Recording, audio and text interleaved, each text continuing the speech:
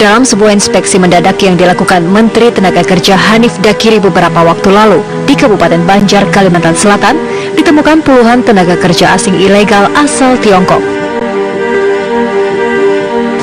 Mereka adalah pekerja yang berada di sektor pertambangan dan saat dimintai surat izin bekerja serta dokumen keimigrasian, mereka tidak bisa menunjukkannya.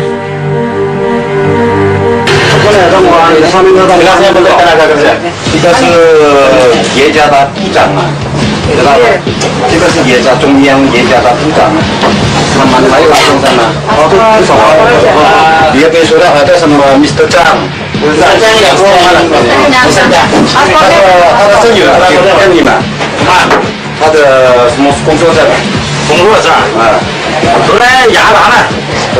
Berapa orang yang ada di sini yang begini? Bapak punya izin nggak? Bapak sendiri punya izin nggak? Mereka punya izin ini semua ada di pusat Jakarta. Tidak ada. Saya ini menteri. Saya yang mengeluarkan izin. Saya yang tanda tangan izin. Kasih tahu dia. Yang bohong, saya hanya kasih izin 2 orang di sini. 2 orang. Ya, yang 11 sampai sekarang itu hanya 2 orang. 只有2个他们准我们的。这我不清楚，你那个我们领导回家了。Saya bisa usir mereka pulang kalau ini. Kalau mereka nggak kooperatif, saya usir mereka pulang. 他说如果你们不说明白啊，他们会现在就会赶你们出去了。这个事儿， saya menteri tenaga kerja. Pak Menteri. Saya ngecek bahwa yang bekerja di sini. Untuk mencegah para pekerja asing ilegal melarikan diri, pihak Kementerian Tenaga Kerja kemudian membawa mereka ke kantor polisi dan pihak imigrasi untuk diperiksa lebih lanjut. Ya, maraknya tenaga kerja asing atau juga mungkin termasuk di antaranya tenaga kerja ilegal, apakah fakta ataukah dusta? Ini akan kita menjadi bahasan kita pemirsa pada malam hari ini. Saat ini saya sudah bersama Pak Saleh yang tadi sudah saya perkenalkan, merupakan Komisi 9 dari DPR. Pak Saleh, fakta atau dusta banyak pekerja asing di sini, Pak Saleh? Nah sekarang begini, ini kan isu ini sudah merebak luas di masyarakat. Banyak asosiasi-asosiasi pekerja kita yang memang melakukan protes, menyampaikan pernyataan dan juga menyampaikan kepada kita ke Komisi 9 untuk menindaklanjuti masalah ini. Maka atas dasar itu kita sudah membentuk panja ya, panitia kerja untuk meneliti soal tenaga kerja asing di Indonesia ini. Nah, apa yang disampaikan oleh Pak Menteri misalnya di berbagai media, sebetulnya itu juga sudah kita pertanyakan kepada Menteri yang bersangkutan, dalam hal ini Menteri Tenaga Kerja.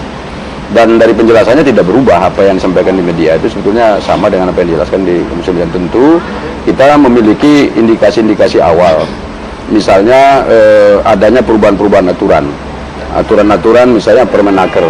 Jadi Permenaker nomor 16 tahun 2015 itu tiba-tiba diubah menjadi Permenaker nomor 35 tahun 2015. Ketika kita teliti isinya, mengapa ada perubahan, ternyata setidaknya ada 2 hal krusial yang menjadi kritik kita. Yang pertama, pada Permenaker sebelumnya itu kan ada persyaratan tenaga kerja asing bekerja di Indonesia harus menguasai bahasa Indonesia. Karena salah satu persyaratan untuk bekerja di Indonesia itu kan mesti harus ada transfer of knowledge. Jadi ada keahlian yang tidak kita miliki, lalu mereka memiliki, kita bawa mereka ke sini untuk mengajari tenaga kerja kita. Itu satu. Yang kedua, ada persyaratan di mana satu orang tenaga kerja asing itu harus mendampingi katakanlah 10 orang tenaga kerja Indonesia. Jadi ini pun sebetulnya masih berurutan yang pertama tadi soal transfer of knowledge tadi. Sehingga dengan demikian orang ini akan mengajari 10 tenaga kerja kita. Pada suatu waktu nanti ketika tenaga kerja kita ini sudah mampu dan mumpuni untuk bekerja sendiri tanpa didampingi lagi tenaga kerja asing, maka kita nanti suatu waktu kita akan menyetop ini sebetulnya tenaga kerja asing ini karena kita sudah menguasai pengetahuannya. Ini kan indikasi-indikasi. Nah, setelah itu kita pelajari lagi kapan Permenaker ini keluar. Ternyata menurut informasi yang kita gali dari awal ini, di awal-awal maksud saya ini kan belum sesuatu yang valid ya, ini katakanlah ini informasi awal, itu ternyata ada kerjasama antara investor Indonesia dengan tenaga kerja asing, katakan seperti itu. Salah satu yang mereka minta tadi itu menghapus itu tadi. Nah, yang kita pertanyakan mengapa tenaga kerja asing itu atau investor asing itu tidak menyelesaikan dengan peraturan yang ada di kita? Mengapa kita yang mesti harus merubah peraturan kita untuk mengikuti apa yang diinginkan oleh mereka. Apa mungkin ini Mestinya berkaitan sebelum- dengan bertentangan dengan kebijakan untuk memberikan kemudahan berinvestasi, makanya pemerintah membuat aturan seperti itu? Itu kan bisa dikatakan seperti itu ya, jadi itu bisa disampaikan, lalu kita akan mendalami apakah betul seperti itu. Buktinya kan MOU itu mestinya yang ditulis itu mengikuti Permenaker. Ini kan MOU sudah tanda tangan dulu baru menyusul aturannya. Jadi ini kan sebetulnya nggak bisa ini kan akan kita teliti dulu. Oke. Karena biasanya peraturan apapun di Republik ini tidak boleh berlaku surut. Baik. Nanti akan kita teliti. Nah, ada yang kedua, sedikit lagi saja. Dan yang kedua, kita sudah memanggil beberapa pihak yang berwenang menurut kita panggil BIN, kita panggil BAIS, kita panggil Kemenaker Trans, kita panggil imigrasi ke Komisi 9 melalui Panja ini. Fakta yang kita temukan adalah antara satu instansi pemerintah dan instansi yang lain ini belum satu jawaban. Oke. Ada perbedaan-perbedaan informasi yang disampaikan pada kita. Itulah sebabnya sekarang kita akan turun ke lapangan ini untuk mengecek Itu langsung. mungkin tugas dari Panja yang dibentuk di DPR ya. Ya. Saya ingin ke Pak Said Iqbal selaku aktivis buruh. Menjadikannya bahwa tenaga kerja yang masuk ke Indonesia ini bukan hanya mereka memiliki skill profesional saja, tapi juga buruh. Bapak melihat ini bagaimana sebagai selaku aktivis buruh? Ya, pertama berbondong-bondongnya masuk tenaga kerja asing khususnya dari Tiongkok itu fakta. Kita sudah lakukan survei langsung bersama pimpinan DPR. Waktu itu Pak Fahri Hamzah ke Bayah, KSPI ikut di sana, ditemukan ribuan dan faktanya mereka adalah tenaga kerja unskilled workers, tenaga kerja yang tidak membutuhkan keterampilan, supir driver, operator, tukang batu, bahkan ada tukang masak, diduga ada sebagian adalah sebagai tenaga security atau satpam. Bahkan di Manokwari Selatan, kuli panggul pun kami menemukan dari informasi yang kami dapatkan dari anggota kita adalah dari Tiongkok. Kita nggak persoalkan tentang investasi, pertumbuhan ekonomi, investasi masuk, mengejar angka pertumbuhan ekonomi, tujuannya adalah menciptakan lapangan kerja, menekan angka kemiskinan. Faktanya, dengan masuknya buruh kasar atau unskilled workers dari Tiongkok ini khususnya, itu tidak tercapai. Seperti yang kita lihat ya di layar kaca ini. Jelas, kita jelas banget dari gambar-gambar itu dan dari sosial media, Instagram, Mei. Jadi kalau menteri fakta atau dusta, pasti menteri kita katakan tanda petik dusta. Selalu menyangkal, selalu menghitung angka-angka 0, sekian. Bagi kita nggak penting. Yang paling penting kalau investasi masuk kan pertumbuhan ekonomi, menekan angka pengangguran, mengurangi kemiskinan. Nah sekarang kalau tenaga kerja lokal tidak bisa bekerja, buat apa investasi? Baik, itu nanti kita lanjutkan kembali Pak Saleh dan juga Pak Said Iqbal, tapi usai jeda berikut. Pemirsa, apa kabar Indonesia Malam akan kembali sesaat lagi.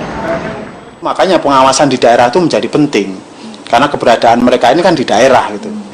Nah, sehingga ketika kita akan dorong agar pemerintah daerah ini bisa mengoptimalkan juga pengawasan menyangkut soal tenaga kerja asing ini, karena soal posisi itu. Nah, di imigrasi mungkin memiliki data orang melintasnya, tapi kemudian posisi orangnya itu di mana, itu kan pemerintah daerah yang lebih tahu. Tetapi sekali lagi secara prinsip adalah bahwa kalau yang ilegal begini ini ketahuan, udah langsung pasti akan ditindak. Nah, kalau masyarakat yang tahu, kita minta agar lapor ke pemerintah. Kalau perusahaan dari beberapa kasus yang kita tangani ini jadi mereka mengurus tenaga kerjanya menggunakan prosedur yang ada. Nah, yang kita temukan adalah mungkin di pelanggaran izin. Pelanggaran izin ini contoh yang sempat ramai, misalnya kasus Halim. Itu kan pelanggaran izin yang terjadi. Kan itu ada 5 pekerja, hanya satu yang tidak memiliki izin, artinya satu yang ilegal. Tapi yang 4 itu kan terjadi pelanggaran izin. Pelanggaran izin itu misalnya bahwa dia ini izinnya untuk bekerja kepada PTA. Tetapi di lapangan dia ternyata bekerja untuk PTB. Itu pelanggaran izin. Tetap pelanggaran, itu ada sanksinya, bisa deportasi. Ya, pemirsa, Pak Saleh dan juga Pak Said, itu tadi adalah pernyataan dari Kemenaker. Pak Hanif Dakiri mengatakan bahwa pemerintah daerah harusnya melakukan pengawasan juga. Dari hasil yang ditemukan oleh Panja yang sedang berjalan saat ini, apa pemerintah daerah memang tidak melakukan pengawasan sehingga banyak yang tenaga kerja asing masuk, atau mungkin pemerintah daerah juga ikut bermain, Pak?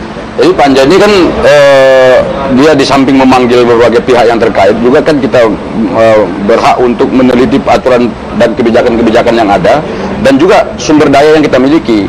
Jadi untuk pengawas tenaga kerja asing di Indonesia itu jumlahnya kan tidak lebih dari 3.000 orang. Ini perlu dicatat lah, tidak lebih dari 3.000 orang. Dari yang harus diawasi 200.000 perusahaan yang ada di Indonesia. Nah, 3.000 data dari mana, Pak? Ini kan yang kita dapat informasi tentu dari pemerintah juga dong. Kali 3.000 kan pegawai negeri nih, yang tentu itu valid sebetulnya itu. Jadi dari 3.000 itu mestinya kan dia kalau dengan komposisi seperti itu, satu orang itu berarti ngawasin 90 perusahaan. Semestinya idealnya satu orang ngawasin 5. Maka karena itu satu orang mengawasi 90 itu bisa 1 bulan belum tentu bisa dikejar semua. Nah karena itu ini kan menjadi penting untuk memang kita lihat dulu soal pengawasan. Apalagi ini ada sisi lemah kita sebetulnya soal koordinasi. Dari dulu ini koordinasi dan pendataan itu adalah kelemahan dari pemerintah kita. Mau bicara apa saja di Indonesia ini itu soal koordinasi dan pendataan itu lemah. Contoh misalnya, coba kita lihat bagaimana koordinasi antara imigrasi dengan Kementerian Tenaga Kerja dengan koordinasi antar lembaga juga kurang baik saat ini. Sekarang saya ingin ke Pak Said. Pak Said, terakhir saja apa yang Anda harapkan mengenai masalah tenaga kerja asing yang banyak masuk ke Indonesia malah justru menjadi buruh? Satu, stop untuk masuknya tenaga unskilled workers. Di tengah angka pengangguran meningkat, angka kemiskinan meningkat, Jakarta juga meningkat, angka kemiskinannya. Kok tiba-tiba ada pekerja asing, khususnya dari Tiongkok, dibolehkan bekerja? Itu berarti kan menambah angka pengangguran lagi. Gagal pemerintah menjalankan undang-undang dan perintah Undang-Undang Dasar 45. Yang kedua, nggak usah jauh-jauh lah Menteri Hanif, nggak usah bicara pengawasan pemerintah daerah. Kemenaker Trans ke Pulau Gadung berapa? Kalau nggak macet sekitar 45 menit. Itu ada 6 perusahaan baja, perusahaan Tiongkok. 30% adalah dari Tiongkok. Kalau tahu berapa gajinya? Gajinya cuma 27 juta, supir forklift 10 juta. Tapi untuk pekerjaan yang sama, mereka orang-orang Indonesia 10 tahun bekerja hanya gaji 3,1 juta. Oleh karena itu, pemerintah mengembalikan pada undang-undang, boleh ada TKA, tapi yang skill workers. Satu, untuk transfer knowledge, transfer job, dan setiap satu tenaga kerja asing didampingi oleh 2 orang tenaga lokal. Baik, terima kasih Bapak-Bapak atas waktunya sudah bersedia berbagi bersama kami di Apa Kabar Indonesia Malam hari ini. Terima kasih Pak Saleh, terima kasih Pak Said, dan terima kasih juga untuk Anda pemirsa sudah setia bersama kami dalam 1,5 jam belakangan ini. Saya Tisa Nafeni undur diri, sampai jumpa.